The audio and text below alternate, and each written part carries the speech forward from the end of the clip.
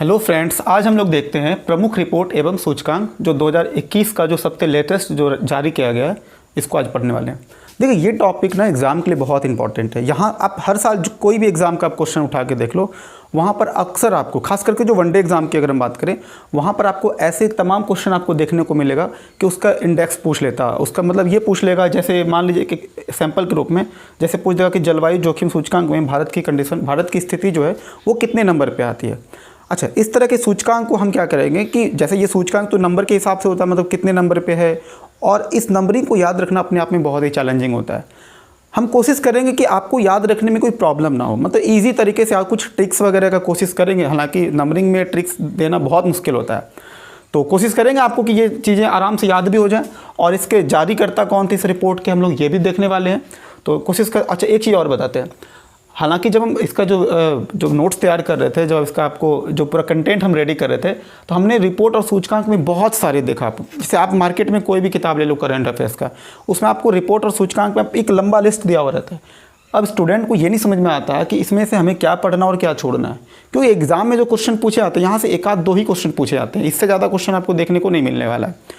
तो दो क्वेश्चन के लिए, हालांकि ये बात ठीक है कि दो क्वेश्चन के लिए अगर हम 15-20 याद करते हैं, अगर एक दो आ जाता है तो अच्छी बात है, लेकिन हम चाहते हैं उस चीज़ को और ज़्यादा मिनिमलिस्टिक कर लिया जाएगा। मिनिमलिस्टिक करने से बेनिफिट ये होगा कि आपको सारे 20 याद नहीं करने हैं, मुश्किल से 15-20 जो होते हैं उसको भी और ज़्यादा शॉर्ट करने का आप कोशिश करेंगे। ठीक है, तो जितना ज़्यादा शॉर्टेस्ट, कई सारे हमने इंडेक्स को छोड़ भी दिया था क्योंकि वो एग्जाम के लिए उतना इंपॉर्टेंट नहीं था। तो चलिए हम लोग स्टार्ट करते हैं। सबसे पहले देखते हैं विश्व प्रेस स्वतंत्रता सूचकांक। अब देखिए, विश्व प्रेस स्वतंत्रता सूचकांक जो है, ये जो है ये इंडेक्स है, और इस इंडेक्स को जारी करने वाला हमारा कौन है? Reporters without borders. देखिए, ये संस्था है, ठीक है, रिपोर्टर्स विदाउट बॉर्डर। देखिए, नाम से ही लग रहा है कि जो रिपोर्टर्स जो हमारे काम करते हैं, जो प्रेस में जो काम करते हैं, रिपोर्टर्स जो काम करते हैं, उनको किसी भी तरह का कोई बॉर्डरिंग ना होना चाहिए, यानी कि प्रेस पर किसी भी तरह का रिस्ट्रिक्शन नहीं होना चाहिए। आज के वर्तमान दौर में आप देखिए, जो मीडिया की सिचुएशन है, जो हालत है, आप देखोगे कि वहाँ पर सरकार का बहुत ज़्यादा दबाव होता है।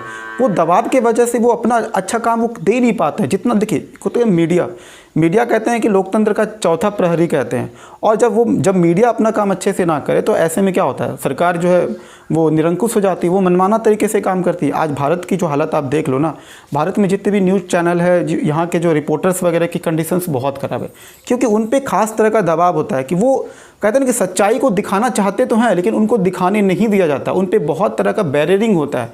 तो उस बैरियर को, हालांकि देखिए बैरियर्स बहुत भी हैं, लेकिन कहते हैं ना कि ऐसे कुछ कंट्री हैं जहाँ के रिपोर्टर्स बहुत ही शानदार, जैसे अमेरिका वगैरह के आप देख लो, वहाँ पे अगर वहाँ के जो डोनाल्ड ट्रंप एक समय जो थे, तो उस समय आप देखिएगा कि बहुत सारे जो CNN वाले जो रिपोर्टर्स जो होते थे, वो सीधा सरकार से सवाल पूछता था बिना डरे। उनको डर नहीं लगता था कि भाई दुनिया का इतनी बड़ी शक्तिशाली शासक से हम सवाल पूछ रहे हैं, और उनको किसी भी प्रकार से डर नहीं लगता, वो आराम से पूछ सकता था। यानी कि वहाँ का जो मीडिया है वो खुल के सरकार से सवाल जवाब तलब कर सकती थी। जबकि आज देश की हालत आप देख लो, अपने ही कंट्री की हालत देख लो, कि आज हमारे प्रधानमंत्री खुद ही आप देखना कि वो जब भी वो प्रेस कॉन्फ्रेंस करते हैं तो वो किसी जो मीडिया वाले को ना देकर के वो किसी एक्टर को बुलाते हैं वो करने के लिए कि चलो ठीक है, आप हमसे सवाल जवाब जो पूछना चाहते हो वो पूछ सकते हो। तो देखो, प्रेस की बात अगर हम करें तो निश्चित रूप से मैंने आपको जो बताया अभी, वो निश्चित रूप से इस मामले में भारत अभी बहुत पीछे है, और जो कि बहुत ही चिंताजनक स्थिति है। जरा सा देखें कि इस मामले में बेहतर कंडीशन क्या है, मतलब अच्छे देश कौन कौन से हैं। तो सबसे पहले तो ये देख लेते हैं कि विश्व प्रेस स्वतंत्रता सूचकांक में भारत की सिचुएशन कितनी है।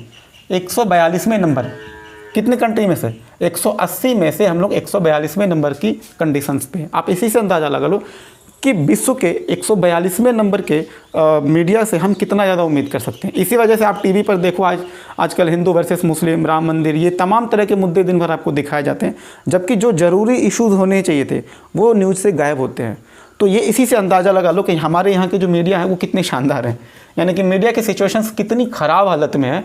142 नंबर पिछले साल का भी था, और इस साल का भी कितना है, लगभग 142 नंबर के आसपास ही टिका हुआ है। हालांकि इससे पहले थोड़ा बेहतर था, लेकिन अभी जाकर के इस वर्तमान सरकार में और भी ज़्यादा ख़राब हो चुका है। तो 142वें नंबर पे हम लोग हैं।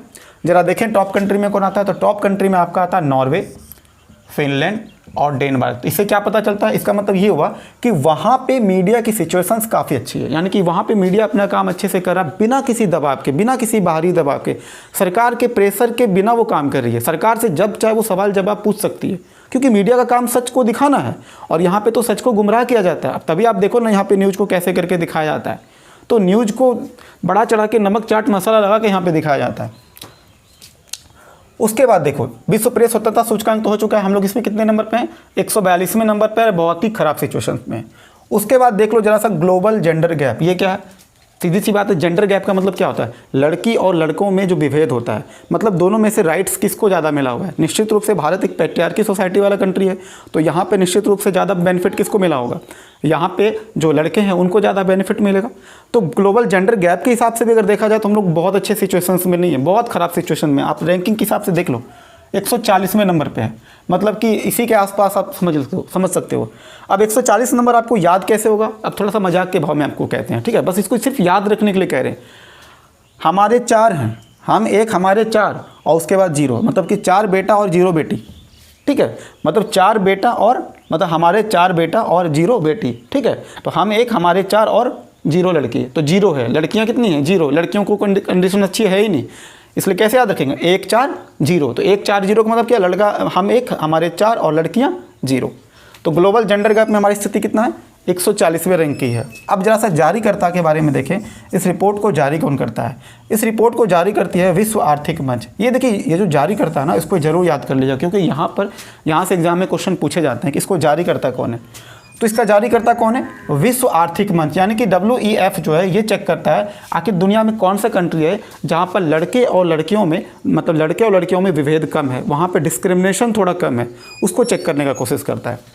वैसे एक बात सच्चाई तो ये बता दूं मैं कि लड़के और लड़कियों में जो गैप है वो दुनिया के तमाम देशों में है, बस अंतर डिग्री का होता है, कहीं पर गैप थोड़ा ज़्यादा है और कहीं पर गैप क्या थोड़ा सा कम है। तो जिस कंट्री में गैप कम है वो कंट्री की सिचुएशन सबसे अच्छी है। तो देखो अभी टॉप कंट्री की अगर हम बात करें तो यहाँ पर आइसलैंड सबसे टॉप पर है, आपका नंबर 1 पे है आइसलैंड। तक आप एक चीज़ गौर करना कि लगभग देखना नॉर्वे, फिनलैंड, स्वीडन, डेनमार्क आपको सब जगह तकरीबन जगह पर आपको टॉप पे दिखेगा, क्योंकि जो स्कैंडिनेवियन कंट्री है ये स्कैंडिनेवियन कंट्री अपने अच्छे पोजीशन, क्योंकि वहाँ की पॉपुलेशन कम है और वहाँ का थोड़ा सा कल्चरल भी रिफॉर्म्स एक अलग तरीके से हुआ है। जबकि भारत की बात करेंगे तो वहाँ पे बहुत सारी प्रॉब्लम्स रही है ग्लोबल जेंडर गैप के लिए। अगर यहाँ पर हम जेंडर गैप की बात करें तो कहीं ना कहीं यहाँ की जो रिलीजियस बुक्स जो है ये भी बहुत हद तक जिम्मेदार है। हमारे कल्चरल्स में भी अगर आप गौर करना कि जितने भी फेस्टिवल्स होते हैं, जितने भी व्रत त्यौहार होता है वो यहाँ पर महिलाओं के लिए ही होता है। इसी से अंदाज़ा लगा लो कि यहाँ की सिचुएशंस बहुत अच्छी होने वाली नहीं है, ठीक है। इसके लिए रिलीजन्स बहुत हद तक एक्टिव रहता है। तो ग्लोबल जेंडर गैप जो है जारी कौन करता है, विश्व आर्थिक मंच WEF। आइसलैंड इसमें नंबर 1 पे है, नंबर 2 पे कौन है, फिनलैंड, नंबर 3 पे कौन है, नॉर्वे। तो नंबर 1 पे आइसलैंड, नंबर 2 पे फिनलैंड, नंबर 3 पे कौन है, नॉर्वे। अब जरा सा बात करें अपने पड़ोसी देश की हालत कैसी है। हमेशा हम लोग बार बार कहते हैं भारत बहुत महान है, बहुत महान है। जरा पड़ोसियों से तुलना करके देख लो, आपकी महानता समझ में आ जाएगी कि आप इस मामले में कितने महान हो। देखो होता क्या है ना कि सिर्फ अपने बारे में सिर्फ अच्छी अच्छी बातें कहने से नहीं होता है। रियलिस्टिक अगर आपको देखना है तो ग्राउंड लेवल पे जाके चेक करना होगा कि वाकई में हमारा देश सच में बहुत महान है या फिर महानता पे ये धब्बा है। ये सारे रिपोर्ट्स से क्या पता चलता है कि हम जितने महान अपने आप को बताते हैं वो महानता पे कहीं ना कहीं वो टीका है क्या, क्योंकि ये एक कहते हैं ना कि एक आईना की तरह दिखता है। ये सारे रिपोर्ट्स के माध्यम से हमें ये पता चलता है कि हमारे यहाँ की सिचुएशंस कितनी ख़राब है, खास करके जो सोशल कंडीशन है वो कितनी ख़राब है और इसको रिफॉर्म करना कितना ज़्यादा ज़रूरी है। सिर्फ महान कहने से नहीं होगा। आप देख लो यहाँ पर इसकी हालत कितनी ख़राब है। बांग्लादेश, जो कि हम लोग कहते हैं कि ये तो बहुत छोटा सा देश है, हम लोग के सामने तो बांग्लादेश कुछ भी नहीं है, उसके बावजूद ये देखो 64वें नंबर पे है, हमसे कहीं बेहतर। हम 140 नंबर पे हैं, अब वो सोचो 64वें नंबर पे हैं। नेपाल हमसे कहीं बेहतर है, 106 नंबर पे। श्रीलंका देख लो, श्रीलंका कितने नंबर पे, 116 नंबर पे, हमसे बेहतर है। भूटान एकदम छोटा सा कंट्री, वो हमसे बेहतर है। आप समझ सकते हो कि वहाँ पर जो लड़की और लड़कियों में वहाँ का सोसाइटी कहीं ना कहीं इस मामले में हमसे बेहतर है कि वहाँ पर लड़के और लड़कियों में इतना विभेद नहीं किया जाता है, ठीक है। अब जरा सा जिनको देख करके ज़्यादा हम लोग मुंह चिमकाते हैं, मुंह बिचकाना इसको कहते हैं, खास करके पाकिस्तान, क्योंकि इसको देखते ही हमारे यहाँ से तीर धनुष सब निकल जाता है। उनको देख के थोड़ा सुकून मिल सकता है कि चलो ठीक है, देख लो पड़ोसी पाकिस्तान से तो हम बेहतर हैं, अफगानिस्तान से तो हम बेहतर है। आप तुलना भी किससे कर रहे हो, पाकिस्तान से कर रहे हो, अफगानिस्तान की से कर रहे हो। तुलना करनी तो आप इनसे करते ना। अब देख लो पाकिस्तान की सिचुएशन कितनी ख़राब है, 153वें नंबर पे है। निश्चित रूप से एक रिलीजियस कंट्री है तो वहाँ की सिचुएशन नो डाउट, मैंने आपको भी तुरंत बताया कि रिलीजन का जहाँ जहाँ इफेक्ट ज़रूरत से ज़्यादा दिखेगा वहाँ पर आपको लड़के और लड़कियों में अंतर आपको ज़्यादा देखने को मिलेगा, विभेद ज़्यादा देखने को, वहाँ पर दोनों में भेदभाव ज़्यादा देखने को मिलेगा। ठीक है, पाकिस्तान, उसके बाद कौन है, अफगानिस्तान में भी इसकी हालत क्या है, 156वें नंबर पे है। थोड़ा सा आपका हम टाइम ले रहे हैं, आप एक चीज़ गौर करना, मैंने आपको अभी क्या जस्ट बताया कि जहाँ पर रिलीजन का इम्पैक्ट ज़्यादा देखने को मिलता है वहाँ पर डिस्क्रिमिनेशन भी आपको ज़्यादा देखने को मिलेगा। इसका रीज़न पता है क्या है, दुनिया में जितने भी तमाम तरह के जो रिलीजियस बुक को जो लिखा गया है वो आमतौर पर कोई लड़का ही लिखा है, कोई पुरुष ही लिखा है। तो निश्चित रूप से जो व्यक्ति लिखेगा वो अपने फेवर में चीज़ों को ज़्यादा रिप्रेजेंट करेगा, अपने फेवर की बातों को वो ज़्यादा लिखेगा और दूसरे कम्युनिटी के लोगों को क्या करेगा, वो दबाने का कोशिश करेगा। और इसका इम्पैक्ट आपको देखने को मिल भी रहा है। अगर रिलीजन इफेक्ट ज़्यादा है तो इसकी रैंकिंग भी देख लो कितनी खराब है।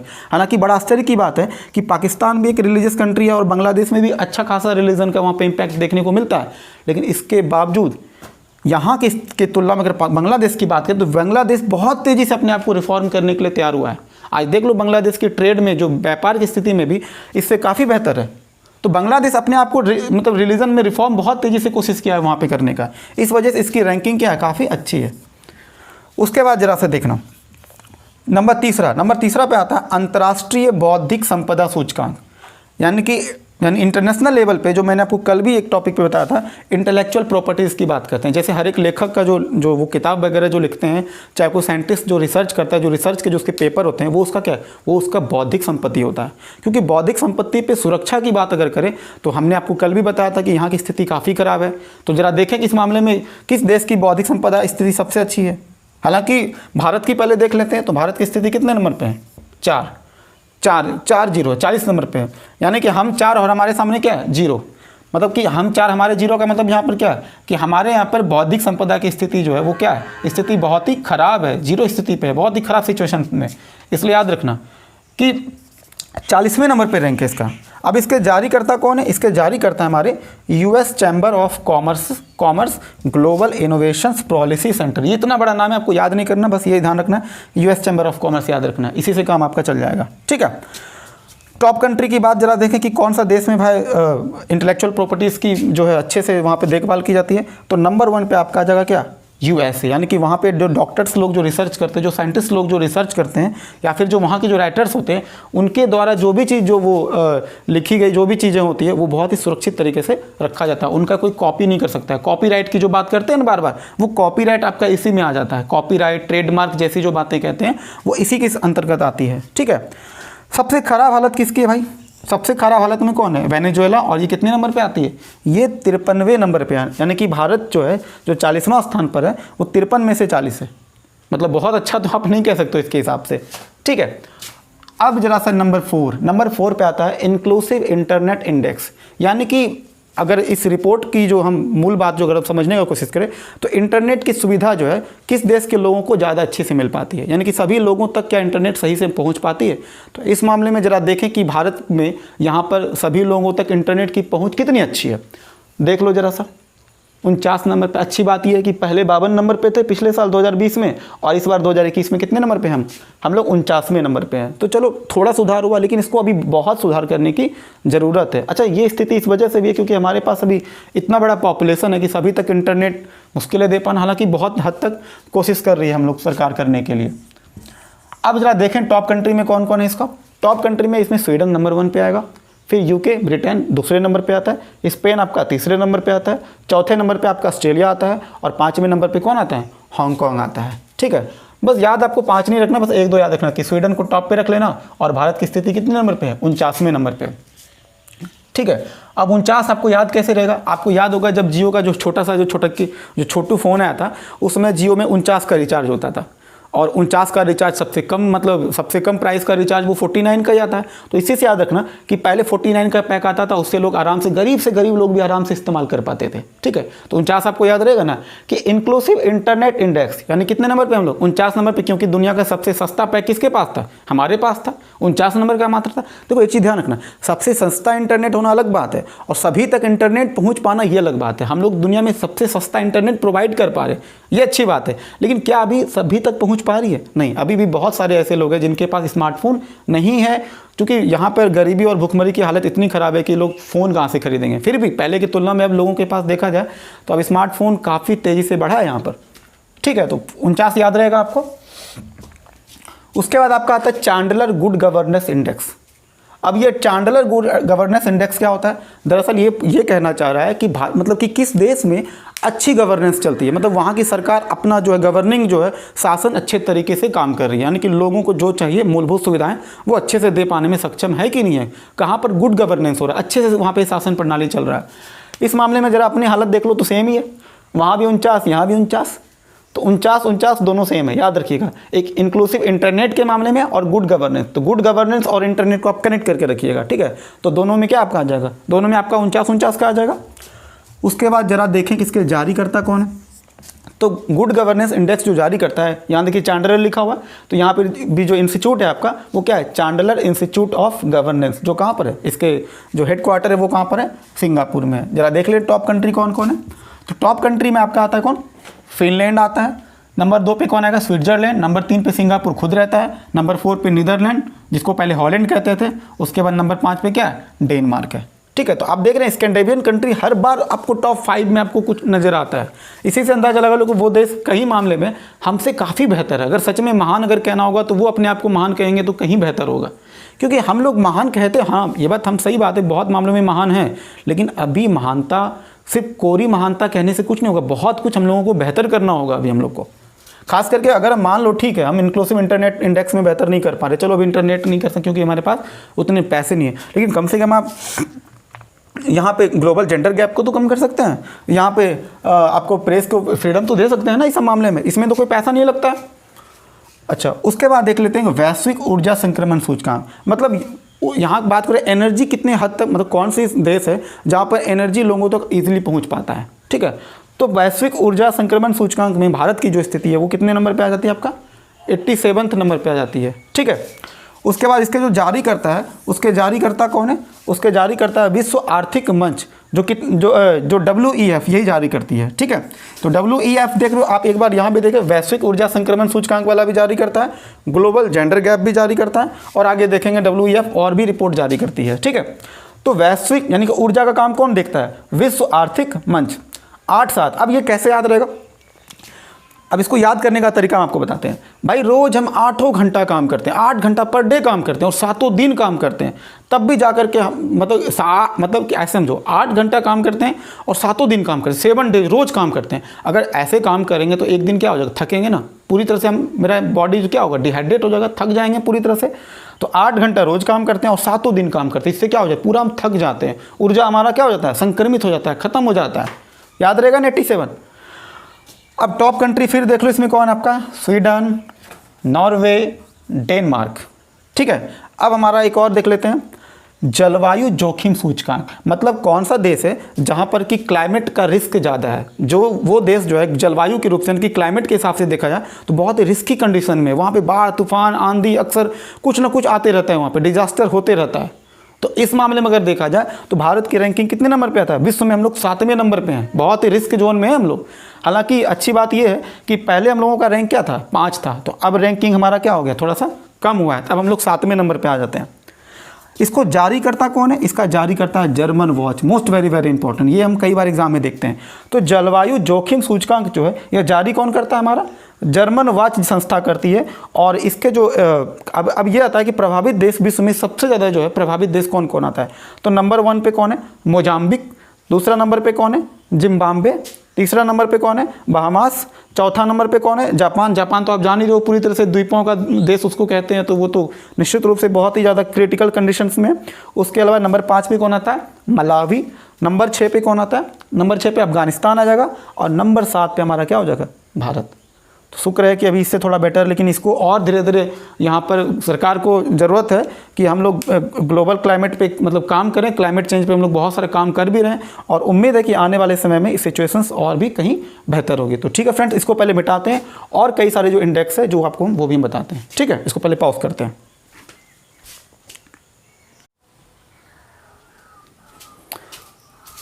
चलिए अब हम लोग देखते हैं इसके अगला रिपोर्ट को, वैश्विक जलवायु परिवर्तन प्रदर्शन सूचकांक। अब इसका क्या मतलब हुआ, अभी जस्ट हम लोग क्या पढ़े थे कि वैश्विक जलवायु में मतलब कि क्लाइमेट के हिसाब से हम लोग रिस्क जोन में कितने नंबर पे थे। तो वहाँ पे हमने आपको क्या बताया कि 7वें नंबर पे था।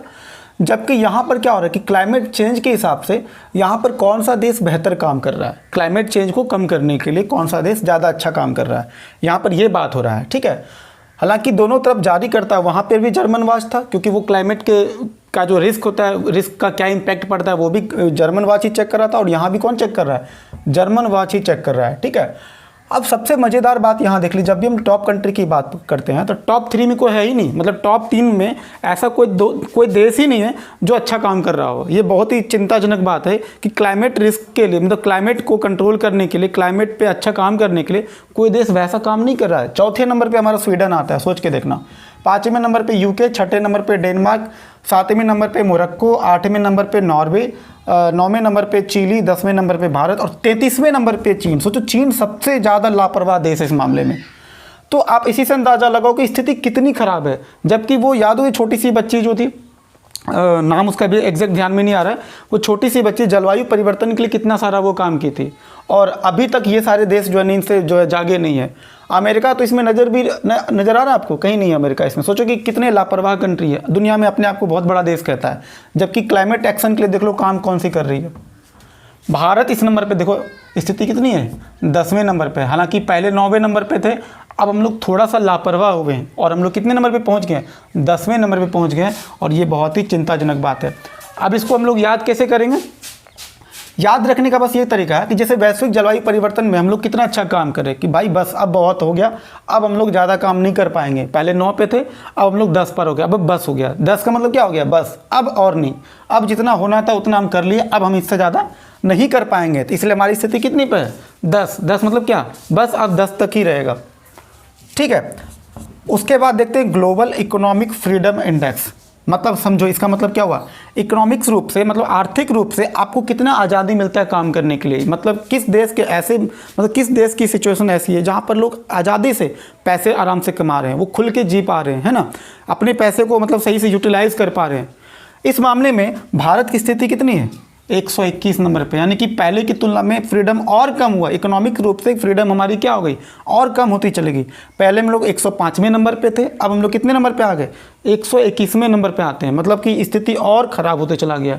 121, हालत बहुत ख़राब है। ठीक है, टॉप कंट्रीज में कौन आ जाता है हमारा, सिंगापुर। यानी कि सिंगापुर में लोगों को आराम से कमाने की आज़ादी है, खुल के कमाओ यार, सब कमाओ, सब एकदम मस्ती करो, कोई टेंशन नहीं है। दूसरे नंबर पे कहाँ पे लोग हैं, न्यूजीलैंड। न्यूजीलैंड में भी कमाओ जम के, कोई टेंशन नहीं है। ऑस्ट्रेलिया, स्विट्जरलैंड, आयरलैंड, ये सारे जो कंट्री है इनकी स्थिति बहुत अच्छा है। इकोनॉमिक फ्रीडम के मामले में यहाँ की स्थिति काफ़ी अच्छा है। अगर बात करें इस रिपोर्ट को जारी कौन करता है, इस रिपोर्ट को जारी करती है हेरिटेज फाउंडेशन, जो कि वॉशिंगटन में है। ठीक है, तो याद रहेगा आपको, जो ग्लोबल इकोनॉमिक फ्रीडम का जो इंडेक्स था उसमें हम लोग कितने नंबर पे हैं, 121 नंबर पे, यानी कि बहुत ही ख़राब सिचुएशन में है। पहले 105 पे थे, अब हम लोग कितने नंबर पर आ गए, 121 नंबर पर आ गए। ठीक है, अब आता है ह्यूमन फ्रीडम इंडेक्स, यानी कि मानव को कितनी आज़ादी मिलती है, किस देश में मानव को सबसे ज़्यादा आज़ादी मिल पाता है। फ्रीडम की बात करते हैं तो मानव आज़ादी में तो देख लो हम लोग की हालत कितने नंबर पे है, 111 नंबर पे है। अब इसको कैसे याद रखना है, अब सीधी सी बात है, विश्व के जब सभी लोग एक हो जाएंगे तो आज़ादी भी क्या होगा, बेहतर होगा। जब तक सभी लोगों में यूनिटी नहीं आएगा तो आज़ादी आएगा क्या, नहीं आएगा। यूनिटी होगा तो ही हमारा क्या होगा, आज़ादी होगा। यानी कि सभी मानव जब हम लोग एक हो जाएंगे, सभी मानव जब एक हो जाएंगे तो ही हमारी क्या होगी, फ्रीडम आएगी। यानी कि भारत की स्थिति कितने नंबर पे है, 111, यानी कि सब लोग जब एक होंगे तब हम लोगों को आज़ादी मिलेगा। अब जरा देखें कि जारीकर्ता कौन है इसके जारीकर्ता है कैटो इंस्टीट्यूट USA, एक पहला इंस्टीट्यूट, दूसरा इंस्टीट्यूट कौन है, फ्रेजर इंस्टीट्यूट जो कनाडा के हैं। यानी कि 2 इंस्टीट्यूट मिल करके इसका रिपोर्ट जारी करती है। इसमें जरा देखें कि टॉप कंट्री पे कौन है, तो सबसे टॉप कंट्री में कौन है, न्यूजीलैंड। यानी कि वहाँ के लोगों को सबसे ज़्यादा आज़ादी मिलता होगा, न्यूजीलैंड के लोगों को। उसके बाद कौन है, स्विट्जरलैंड। उसके बाद हांगकॉन्ग। और सबसे ख़राब स्थिति यानी कि ये जो सीरिया है, सबसे ख़राब स्थिति इनकी, क्योंकि वहाँ पर लोगों को ज़्यादा आज़ादी नहीं मिलती। वो आए दिन सुनते होंगे बम धमाका IS वाले लोग करते रहते हैं, तो उनकी रैंकिंग में देख लो बहुत ख़राब है, 162। हालांकि हम लोग 111 नंबर पे हैं, तो ये नहीं कह सकते कि बहुत अच्छी स्थिति है। हम लोग कितनी भी आज़ादी चिल्ला लें, लेकिन आज़ादी के मामले में आज भी हम लोग क्या है, बहुत ही ख़राब है। ठीक है, उसके बाद आता है रीन्यूएबल एनर्जी कंट्री। एट्रैक्टिवनेस है। अब एट्रैक्टिवनेस की बात यहाँ पे कर रहा है कि रीन्यूएबल एनर्जी को हम कितने अच्छे तरीके से हम लोग यहाँ पर यूज़ करते हैं। इस मामले में भारत की स्थिति काफ़ी अच्छी है कि हम लोग जो रीन्यूएबल एनर्जी का मतलब जैसे हो गया आपका, जैसे कि आपका अक्षय ऊर्जा, जैसे सोलर प्लेट का यूज़ करते हैं, एयर विंड का यूज़ करते हैं हम लोग, हवा का यूज़ करते हैं, पवन चक्की यूज़ लगाते हैं हम लोग, पनबिजली यूज़ करते हैं इलेक्ट्रिक को जनरेट करने के लिए। इस मामले में हम लोग की स्थिति क्या है, बहुत ही अच्छी है, 3 नंबर पे है। अब ये 3 कैसे याद होगा, देखिए किसी भी प्रोडक्ट को जो हम बनाते हैं उसको 3 बार यूज़ करते हैं, फर्स्ट स्टेज, सेकेंड स्टेज और थर्ड स्टेज। तो 3 बार यूज़ करते हैं तब जाकर के हमारा कोई भी चीज़ क्या होता है, फाइनल होता है, तभी हमारा वो रीन्यूएबल मतलब सही से उसका यूज़ करने के लायक हो गया। ठीक है, इसका जारी करता कौन है, इसका जारी करने वाले हैं इंस्टेंट एंड यंग है, ये एक इंस्टीट्यूट है वो जारी करती है। इसमें टॉप कंट्री पे नंबर 1 पे कौन है जो रीन्यूएबल एनर्जी अच्छे से यूज़ करता है, नंबर 1 पे हमारा आपका आता है यूएसए, दूसरे नंबर पे कौन आता है चीन, तीसरे नंबर पे कौन आता है भारत। चलो ठीक है, ये हमारा हो गया। अब नेक्स्ट वर्ल्ड गिविंग इंडेक्स की अगर बात करें, वर्ल्ड गिविंग इंडेक्स का मतलब क्या है कि वहाँ पर वह कौन सा देश है जो दूसरे को हेल्प बहुत ज़्यादा वहाँ पे लोगों को, जैसे किसी संस्था को ज़्यादा वहाँ पे मदद करता होगा, किसी दूसरे लोगों को वहाँ पे ज़्यादा हेल्प करता होगा। इस मामले में हम लोगों की स्थिति कितने नंबर पे है, 14 नंबर पे है। यानी कि हम लोग ऐसे समझो कि एक भारत ऐसा देश है जो कि चारों तरफ सभी को दान करता है, चारों तरफ सभी को हेल्प कर, जैसे अभी कोविड के समय में देखना कि सभी देशों को हम लोगों में ने भी हेल्प किया था। तो भारत एक ऐसा देश है जो चारों तरफ से सभी लोगों को हेल्प करता है यहाँ पर। ठीक है, तो याद रहेगा ना आपको 14 नंबर वर्ल्ड गिविंग इंडेक्स, दूसरे को देने के मामले में कितना अच्छा हम हेल्प कर पाते हैं। इस मामले में भारत चारों तरफ सभी को हेल्प करता है, तो भारत का रैंकिंग कितना है, 14वें नंबर पे है। इस रिपोर्ट को जारी कौन करता है, तो UK charities and foundation, UK charities and foundation. इसमें टॉप कंट्री कौन, अब ये बड़ा इंटरेस्टिंग पॉइंट है कि इसमें टॉप कंट्री में इंडोनेशिया आता है, यानी कि वहाँ के लोग बहुत दिलेर हैं, बहुत हेल्प करते हैं एक दूसरे का। इंडोनेशिया, केन्या वाले ये लोग भी बहुत दिलेर किस्म के लोग होते हैं। उसके बाद नाइजीरिया, ये लोग भी देखो ये सब तो उतना अच्छे मतलब कि अमीर देश नहीं है, लेकिन फिर भी ये मतलब चैरिटी वगैरह में दान करने के मामले में, दूसरों को हेल्प करने के मामले में ये कंट्री हमसे काफ़ी बेहतर है। जबकि अमेरिका, ब्रिटेन, ये सब जो बहुत अमीर देश हैं ये तो नज़र भी नहीं आ रहे हैं। और इस मामले में सबसे खराब कंडीशन, यानी कि सबसे सेल्फनेस कह सकते हो, सेल्फिश लोग, वो कहाँ पे देखने को मिल रहा है, जापान। याद रखना इस चीज़ को, बड़ा इंपॉर्टेंट ये इंडेक्स। ये हम सोच रहे थे कि इसको हम इग्नोर कर दें, लेकिन जब हम इन सारे कंट्री का जो स्थिति देखें, चूँकि आमतौर पे ये सब कंट्री तो नज़र भी नहीं आते हैं किसी रिपोर्ट में, इसलिए हम इसको, ये रिपोर्ट आपको हम जानबूझ करके दिखा रहे हैं। तो भारत की स्थिति कितने नंबर पे है, 14वें नंबर पे है। ठीक है, अब अगला कौन रहता है, वैश्विक शांति सूचकांक। विश्व में कौन सा देश सबसे शांति से रहते हैं, शांति पीसफुल एकदम रहते हैं। अब इसके जारीकर्ता भी आप देख लो, उसी टाइप का है, institute of economics and peace. ये पीस याद रखना, बाकी इसका रिपोर्ट करता है जो जारी करता है वो आपको आराम से याद रहेगा। तो institute for economics and peace. ठीक है, इसके टॉप कंट्री कौन है, इसके टॉप कंट्री आपका आ जाता है आइसलैंड। नाम से लग रहा है बहुत ही शांत होगा, आइस मतलब बर्फ के जैसा एकदम शांत रहने वाले लोग। न्यूजीलैंड एकदम शांत रहने वाले लोग। डेनमार्क वो भी शांति से रहता है। पुर्तगाली, एक समय ये जो वास्को डी गामा यहाँ का आया था, हालांकि तब शांत नहीं था, लेकिन आजकल ये शांति के मामले में ये भी शामिल हो रहे हैं। ठीक है, और सबसे खराब स्थिति किसकी है, अफगानिस्तान। जरा देखें तो भारत की रैंकिंग कितनी है, तो भारत की रैंकिंग क्या है, 135वें नंबर पर। अब इस चीज़ को कैसे ध्यान रखेंगे, मतलब कि 35, 1, 3, 5, 135, 35 का मतलब एकदम शांति, यहाँ पे एकदम फुल्ली रूप से। हालांकि ये उतना अच्छा से ट्रिक नहीं बन पा रहा है आपका 135 का, 135 आपको ध्यान में रखना पड़ेगा यहाँ पे। ठीक है, जिस चीज़ का ट्रिक बनेगा वहाँ पे आपको हम बताएंगे, जिस चीज़ का ट्रिक नहीं बन पाएगा आपको थोड़ा सा वहाँ पे रखना पड़ेगा।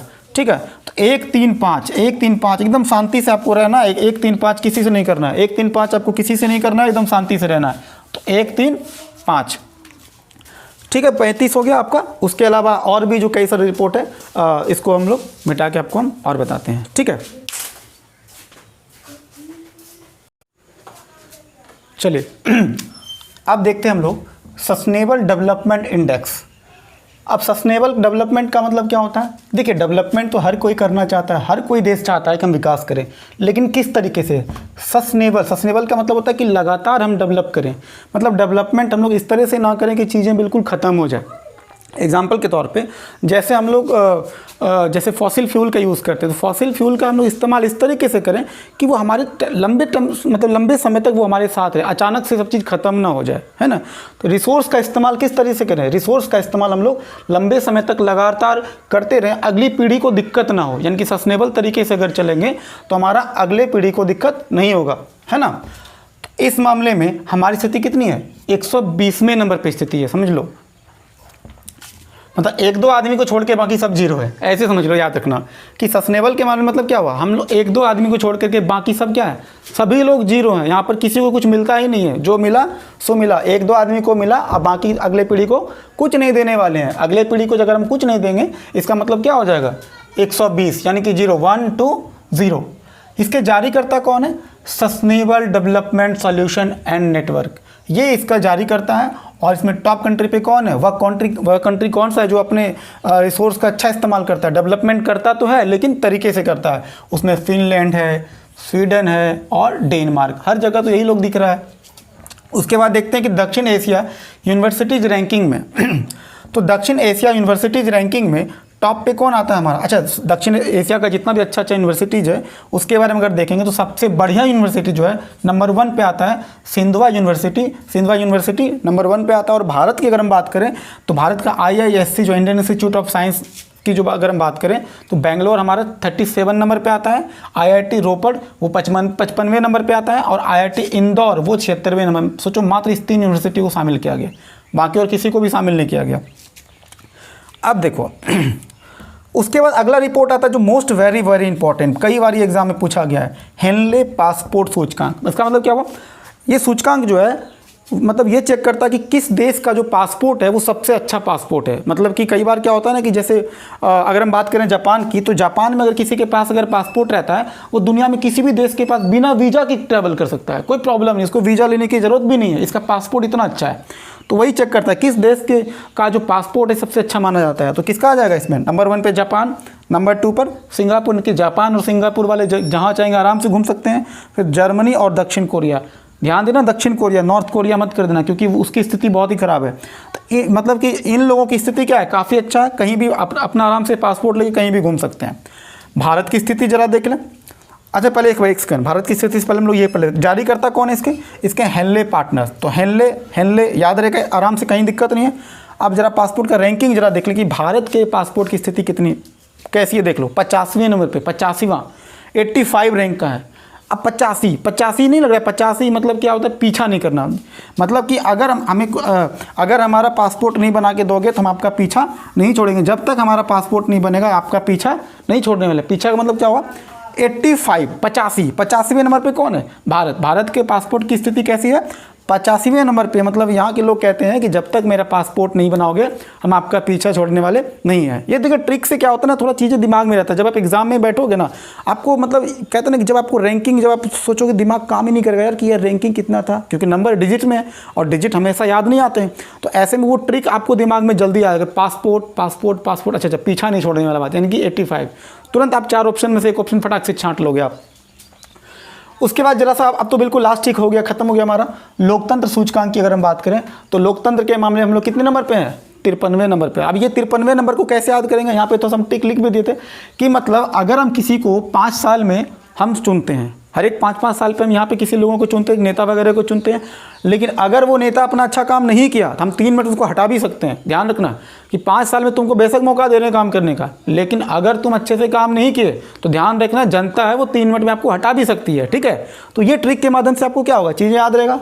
लोकतंत्र के मामले में क्या होगा, आपको चुन तो लेंगे लोकतांत्रिक तरीके से, लेकिन 5 साल के लिए चुनेंगे, लेकिन अगर आप अच्छा काम नहीं करोगे तो 3 मिनट में आपको क्या करेंगे, हटा भी सकते हैं। उसके बाद देखते हैं भ्रष्टाचार धारणा सूचकांक। यहाँ के लोग करप्शन के मामले में तो भाई टेंशन ही मत लो, जहाँ भी जाते हैं आराम से करप्शन लेने, मतलब करप्शन करने में और करप्शन करवाने में, दोनों ही मामले में कम नहीं है। यहाँ के लोग घूस देने में आराम से माहिर हैं, लेते भी हैं और देते भी हैं। रैंकिंग देख लो कितने नंबर पे हैं, 86वां नंबर पे है। ये जो रिपोर्ट आया वो दरअसल है 2020 का, देख लो लोकतंत्र सूचकांक वाला भी 2020 का ही है और ये वाला भी कितने नंबर पे है, ये भी 2020 का ही है, लेकिन ये 2021 में रिपोर्ट आया, लेकिन ये फाइनली रिपोर्ट किस साल का था, 2020 का था। अब ये 86 वाला कैसे याद रखें, क्योंकि भ्रष्टाचार में हम लोग 86वें नंबर पे हैं। सोचो मतलब 8 का मतलब क्या हो गया, ठाठ। यहाँ के लोग बड़ी ठाठ से रहते हैं, लेकिन ठाठ से रहने से भी क्या फ़ायदा है जब आपका 6 का मतलब क्या हो, छी मतलब बहुत ही घटिया काम। मतलब 8 के साथ ठाठ के साथ रहते हो, लेकिन आप हरकत भी कैसा करते हो, गलत करते हो। 6 का मतलब क्या हो गया, छी मतलब छी छी छी छी, एकदम खराब से मतलब खराब तरीके से आपका तरीका है जीने का, यानी कि भ्रष्टाचार आप बहुत ज़्यादा करते हो। तो भारत के लोगों का जो भ्रष्टाचार के बारे में जो धारणा है कि भ्रष्टाचार एकदम ज़रूरी है या भ्रष्टाचार मतलब के बिना लोग काम नहीं करते हैं, तो इस मामले में कितने नंबर पे हैं, 86वें नंबर पे हैं। तो देखिए कुल मिला के आपका जितना भी इंपॉर्टेंट जो इंडेक्स था, बहुत सारे इंडेक्स रिपोर्ट, मतलब अभी तो मात्र 19 आपको किए, कम से कम 12-15 मतलब 15-20 इंडेक्स तो आपको सिर्फ हम साइड करके छोड़ दिए। मतलब जो हमारा इंपॉर्टेंट था हम केवल उसी को जो है कंक्रीट करके लिए, ठीक है। तो हमारा प्रयास ये था, अभी जो पूरा आज का जो क्लास का जो सार ये था कि आप एक बार उसको सारे चीज़ को क्या करना है, कॉपी में आराम से नोट डाउन कर लेना है और उसको भी ट्रिक से याद करने का कोशिश करना है। ट्रिक से क्या होगा ना, चीज़ें आपका लंबे टाइम तक याद रहेगा, क्योंकि जितना ज़्यादा ट्रिक याद करेगा उतना ज़्यादा, क्योंकि डिजिट्स हैं, डिजिट्स किसी को भी याद नहीं होते, हमें खुद भी याद नहीं रहता है। इसलिए इस चीज़ को क्या करते हैं, थोड़ा ट्रिक का इस्तेमाल करते हैं और चीज़ों को थोड़ा सा ईजी तरीके से समझने की कोशिश करते हैं। तो चलिए हम उम्मीद करते हैं कि आपको ये जो रिपोर्ट और इंडेक्स का जो आज का जो वीडियो है आपको पसंद आएगा। अगर आपको अच्छा लगता हो तो आप बिल्कुल इसको आप उसमें कमेंट कर सकते हो, उसमें सुझाव दे सकते हो। अगर आपको कुछ अगर कमी दिखे तो उस चीज़ के बारे में भी आप जो है कमेंट कर सकते हो, ठीक है। तो चलिए ठीक है, थैंक यू आज के लिए।